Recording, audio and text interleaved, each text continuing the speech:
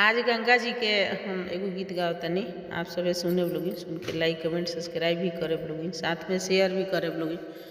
चरनिया दबाई भी गंगा मैया, चरनिया दबाई भी गंगा मैया, चरनिया दबा के कवन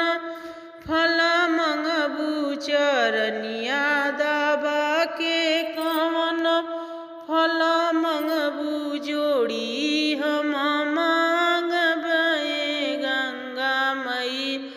जोड़ी हम मांगबे गंगा मई, सिंदूर हम मांगबे गंगा मैया, चरनिया दबाई भी गंगा मैया, चरनिया दबा के कवन फल मंगबू, चरनिया दबा के कवन फल मंगबू, बेटा हम मांगबे गंगा मैया, बेटी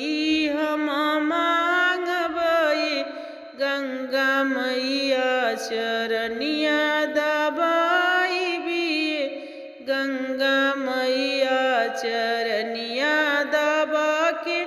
कवन फल मंगबू, चरनिया दबा के कवन फल मंगबू, दामाद हम मांगबे गंगा मैया, पतोहिया हम मांगबे गंगा मैया, चरनिया दबाई भी गंगा मैया, चरनिया दबा के कवन फल मंगबू, चरनी दबा के कवन फल मंगबू, नाती हम मांगबे गंगा मैया, पोता हम मांगबे गंगा मैया, चरनिया दबाई भी गंगा मैया, चरनिया दबा के कवन फल मंगबू, चरनिया